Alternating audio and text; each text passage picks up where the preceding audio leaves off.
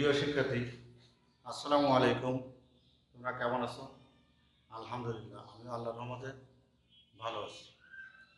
এই করোনার মধ্যে আমরা শুধু ঘোরাফেরাই করবো না, আমরা বাড়িতে বসে লেখাপড়া করব এবং আমরা অনলাইনে ক্লাস নিয়ে যতদূর সম্ভব তোমাদের একটু পুষিয়ে দিতে পারি এই আশাবাদ ব্যক্ত রেখে আজ আমি তোমাদের তৃতীয় অধ্যায় পরিমাপ থেকে তোমাদের অঙ্ক করাবো।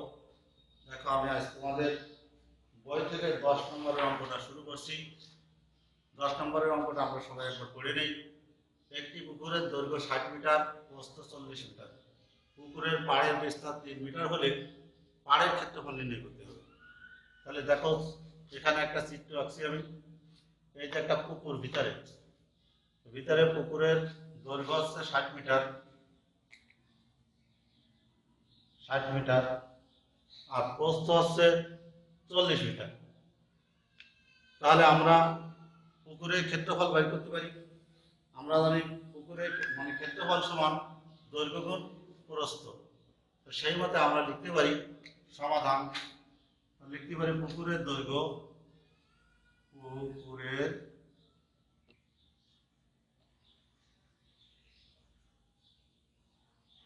পুকুরের দৈর্ঘ্য 60 মিটার আর পুকুরের প্রস্থ 40 মিটার। তাহলে পুকুরের ক্ষেত্রফল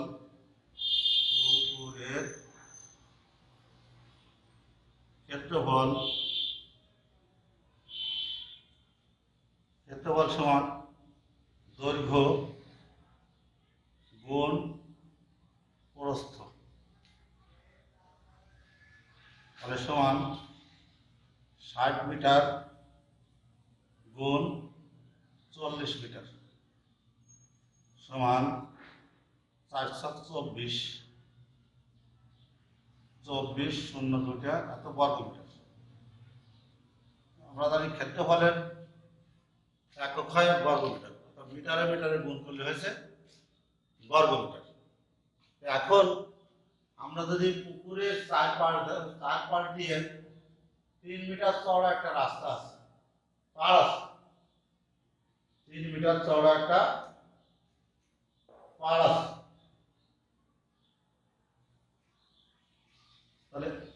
তাহলে এই পাড় সহ পুকুরের ক্ষেত্রফল কত হবে?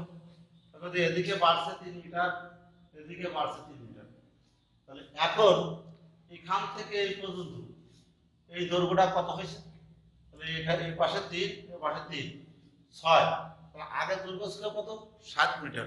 60 মিটারের সাথে এখন বাড়ে গেল কত? 3 3 6 মিটার। তাহলে এখন দৈর্ঘ্য কত হবে? 66 মিটার। ধন্যবাদ, তুমি ঠিকই বলেছো। তাহলে আমরা কিভাবে লিখতে পারি?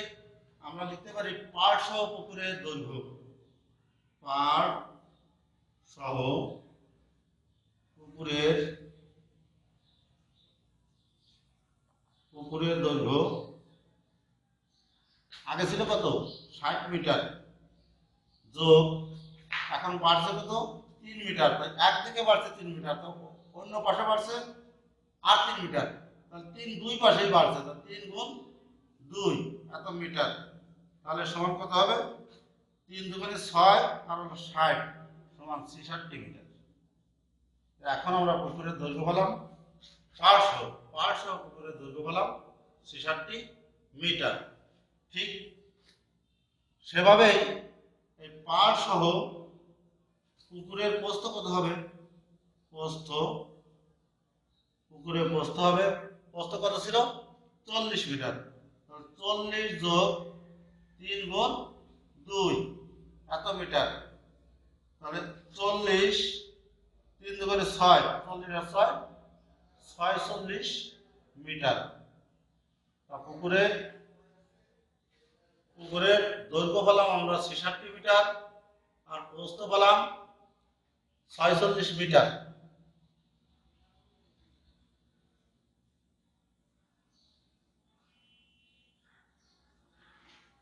তাহলে এখন পাড় সহ পুকুরের ক্ষেত্রফল কত হবে? 46 গুণ 66। তাহলে পাড় সহ পুকুরের ক্ষেত্রফল সমান, আমরা আগে লিখছিলাম দৈর্ঘ্য গুণ প্রস্থ। তাহলে দৈর্ঘ্য কত 66 গুণ প্রস্থ কত, প্রস্থ হচ্ছে 46, এত কি হবে বর্গ মিটার।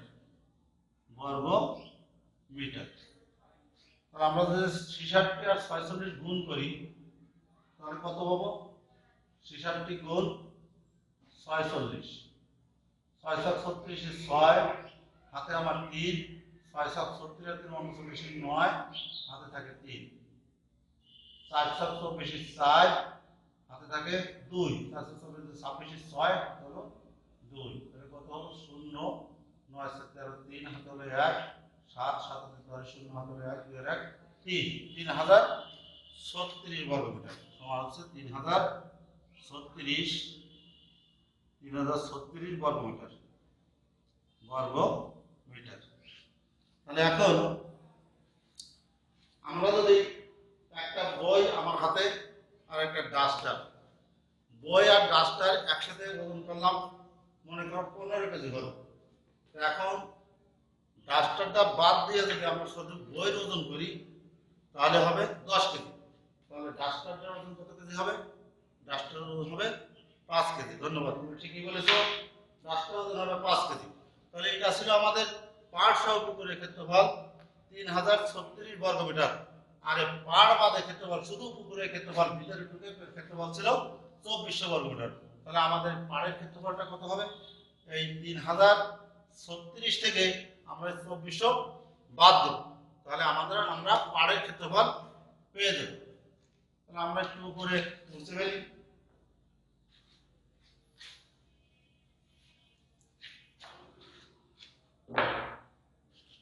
তাহলে পুকুরের পাড়ের ক্ষেত্রফল,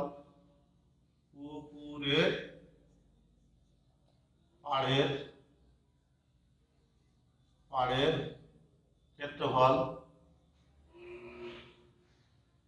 ক্ষেত্রফল সমান 3036 মাইনাস 2400 তো বর্গ মিটার।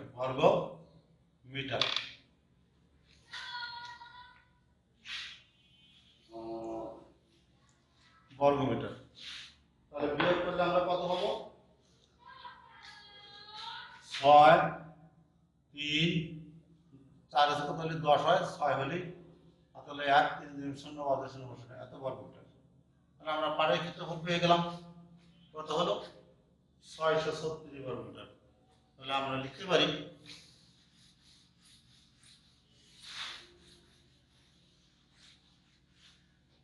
পারি নির্ণয় পুকুরের পাড়ের ক্ষেত্রফল, নির্ণয়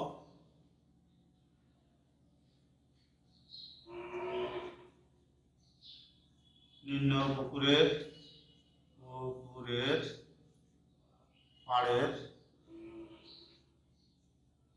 ক্ষেত্রফল 636 বর্গ মিটার। তাহলে আমরা উত্তরটা পেয়ে গেলাম। আশা করছি প্রিয় শিক্ষার্থীরা তোমাদের বুঝতে অসুবিধা হয়নি, নিশ্চয় তোমরা বুঝতে পারছো। তাহলে দেখো আমাদের আরেকটা অঙ্ক আছে তোমাদের বইয়ে 12 নম্বরের অঙ্কটা আমরা করাবো এখন। 12 নম্বরের অঙ্কে আছে এটা আয়তাকার ঘরের দৈর্ঘ্য প্রস্থে 1.5 গুণ। 12 নম্বর, একটি আয়তাকার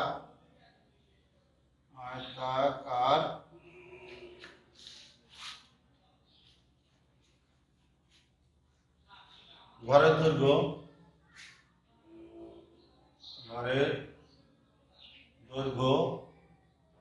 প্রস্থের 1.5 গুণ।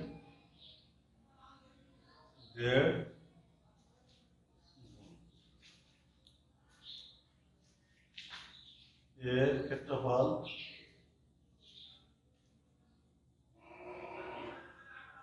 216 বর্গ মিটার।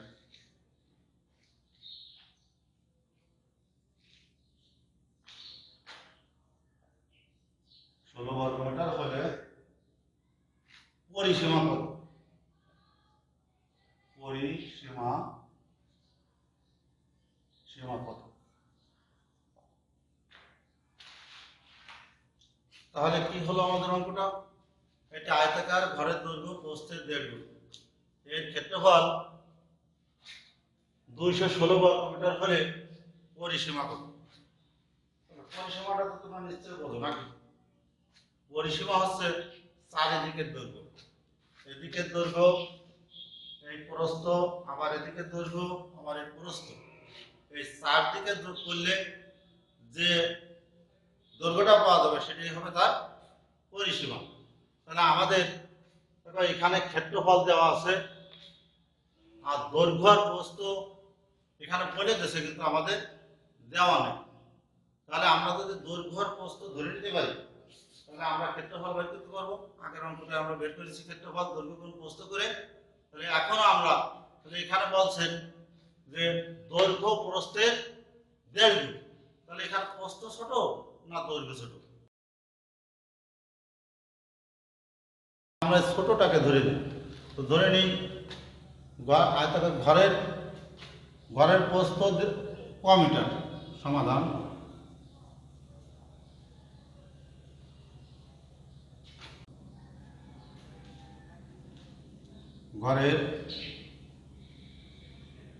ঘরের প্রস্থ ক মিটার এবং ঘরের দৈর্ঘ্য হবে প্রস্থের 1.5 গুণ। প্রস্থ হলো ক মিটার, এর হবে 1.5 গুণ। 1.5 হচ্ছে হলো 1 এবং 1-এর অর্ধেক, এই হচ্ছে হলো 1.5। তাহলে লেখা যায় 1/1/2 বা 1.5, এটা লিখলেও 1.5 হয়, অর্থাৎ 1 এবং 1-এর অর্ধেক, এই মিলে হয় 1.5। তাহলে আমরা 1/1/2 লিখি। তাহলে এটাকে যদি আমরা ভাঙ্গাই, এত মিটার সমান কোয়া গুণ 2 আর 1 3/2 মিটার সমান গুণ করলে 3 কোয়া/2 মিটার। তাহলে ঘরের ক্ষেত্রফল কত হবে? তাহলে অতএব ঘরের ক্ষেত্রফল আমরা তো আগেই পেয়েছিলাম আগের অঙ্কটায়, দৈর্ঘ্য আর প্রস্থ গুণ করলে হয় ক্ষেত্রফল। দৈর্ঘ্য পেলাম আমরা কত? 3 কোয়া ভাগ 2 গুণ প্রস্থ কত পাইছি? কোয়া। তাহলে এখন যদি আমরা গুণ করি, এত বর্গ মিটার সমান 3 কোয়া গুণ কোয়া, তাতে হয় 3 কোয়া স্কোয়ার, আর নিচে 2 থেকে গেল 2, এত বর্গ মিটার। তাহলে আমাদের বইতে দেওয়া আছে, আমাদের অঙ্কে দেওয়া আছে এই ক্ষেত্রফল কত আছে? 216 বর্গ মিটার। তাহলে আমরা লিখতে পারি যে 3 কোয়া স্কোয়ার বাই 2 সমান হচ্ছে 216। তাহলে আমরা লিখব প্রশ্ন মতে 3 কোয়া স্কোয়ার বাই 2 সমান হবে 216। এখন যদি আমরা 8 গুণ করি তাহলে 216 নিচে মনে মনে একটা 1 আছে, 1 গুণ করব 3 কোয়া স্কোয়ার, তাতে কত হবে? 3 কোয়া স্কোয়ার সমান 216 গুণ 2, 8 গুণ করলাম আমরা। তাহলে বা কোয়া স্কোয়ার সমান 216 গুণ 2 ভাগ, বাম পাশে যদি গুণ থাকে তা ডান দিকে এসে ভাগ হয়, তো 3 দিয়ে ভাগ করলাম। কিন্তু আমরা কাটাকাটি করি, তাহলে 3 হকে 3, 3 7 21, 3 দুগুণে 6, 72 পেলাম কেটে। তাহলে বা কোয়া স্কোয়ার সমান 72 দুগুণে 144। তাহলে বা কোয়া সমান √144। তাহলে বা কোয়া সমান 12 12 144, 12। তাহলে আমরা কয়ের মান পেলাম কত? 12। তা আমরা কি ধরেছিলাম? প্রস্থ ক মিটার। তাহলে আমরা এখন লিখব, তাহলে ঘরের প্রস্থ সমান কত, ক সমান 12 মিটার। তাহলে ঘরের প্রস্থ 12 মিটার, 12 মিটার। তাহলে ঘরের প্রস্থ দৈর্ঘ্য কত হবে, ঘরের দৈর্ঘ্য কত ছিল, 3 ক বাই 2। তাহলে 3 গুণ ক মান হচ্ছে 12 ভাগ হচ্ছে 2, এত মিটার। তাহলে আমরা 2 হবে 2, 6 দুগুণে 12, সমান কত হলো, 3 6 18 মিটার, 18 মিটার। তাহলে আমরা ঘরের দৈর্ঘ্য কত পেলাম, 18 মিটার, প্রস্থ পেলাম 12 মিটার। এখন আমরা কি করব, ঘরের পরিসীমা নির্ণয় করতে হবে আমাদের। ঘরের পরিসীমা নির্ণয় করতে হবে। তাহলে ঘরের পরিসীমাটা আমি আগেই বলেছিলাম যে পরিসীমা 4 দিকের দৈর্ঘ্য, এদিকের দৈর্ঘ্য এদিকের প্রস্থ যোগ হবে এদিকের দৈর্ঘ্য যোগ হবে এদিকের প্রস্থ। 4 দিকের দৈর্ঘ্য যদি যোগ করি তাহলে আমরা কি পেতে পারি, পরিসীমা পেতে পারি। তাছাড়া পরিসীমার একটা সূত্র আছে, পরিসীমার সূত্র হচ্ছে 2 ইন্টু দৈর্ঘ্য যোগ প্রস্থ, মনে থাকবে তো, 2 ইন্টু দৈর্ঘ্য যোগ প্রস্থ। তাহলে আমরা লিখতে পারি ঘরের পরিসীমা, অর্থাৎ ঘরের পরিসীমা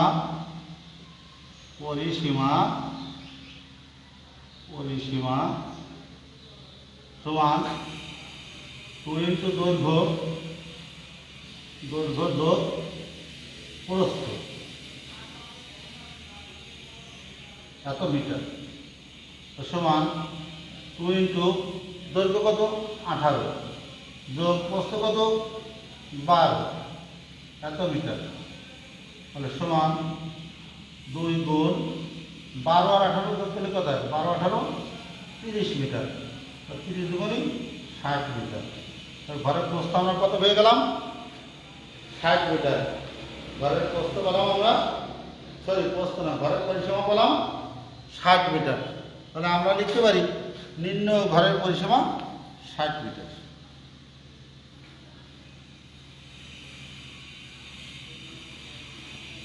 তাহলে আমরা লিখব নির্ণয় ঘরের পরিসীমা 60 মিটার। নির্ণয় ঘরের পরিসীমা 60 মিটার। আশা করি শিক্ষার্থীরা তোমাদের বুঝতে অসুবিধা হয়নি।